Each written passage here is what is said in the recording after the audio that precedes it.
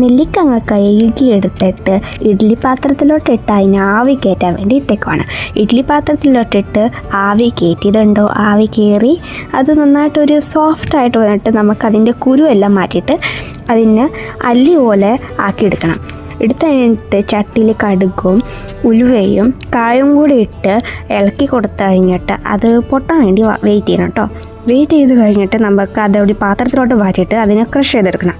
Crush ചെയ്തെടുത്ത് കഴിഞ്ഞിട്ട് നമ്മൾ എടുക്കാൻ പോകുന്ന എണ്ണയാണ് ഇത്, മോയ്സ്ചർ ഓയിൽ. അപ്പോൾ ചട്ടിയുടെ അടുത്തോട്ട് പോകാം.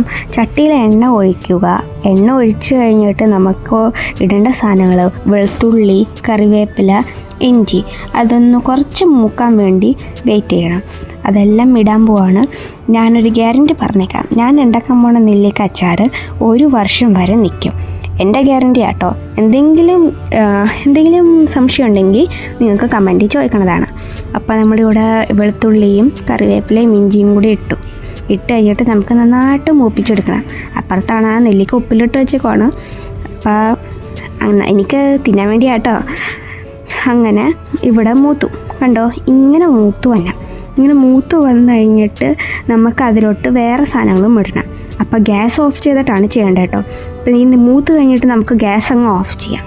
ഓഫ് ചെയ്ത് കഴിഞ്ഞിട്ട് നമുക്ക് കാശ്മീരി മിർച്ചി പൗഡർ, എന്നിട്ട് കുറച്ച് എരിവുള്ള മുളക് പൊടിയും, അത് കഴിഞ്ഞിട്ട് നമ്മൾ നേരത്തെ പൊടിച്ച് വെച്ച ആ പൊടിയില്ലേ അതും കൂടി ഇട്ടിട്ട് നന്നായിട്ട് ഇളക്കി കൊടുക്കണേ.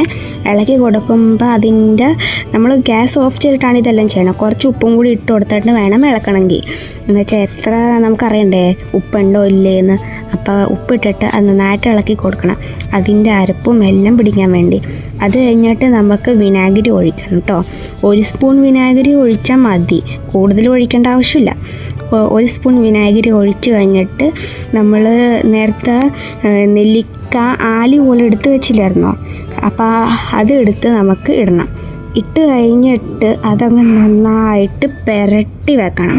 പുരട്ടെന്ന് വെച്ചാൽ ആ തവിയും കൊണ്ട് തന്നെ അതൊന്ന് പുരട്ടിയാൽ മതി. നമ്മൾ നേരത്തെ ഉണ്ടാക്കിയ ആ ചാറില്ലേ, നേരത്തെ ഉണ്ടാക്കിയ പൊടിയൊക്കെ ഇട്ട്, അപ്പോൾ അതിൽ ഇട്ട് അതും ഇളക്കി അതിനൊന്ന് നന്നായിട്ട് പിടിക്കാൻ വേണ്ടി അത് നന്നായിട്ട് ഇളക്കി കൊടുക്കുക. ഇളക്കി കൊടുത്തു കഴിഞ്ഞിട്ട് കുറച്ച് നേരം വെറുതെ വിട്ടേക്കണം അതിനെ.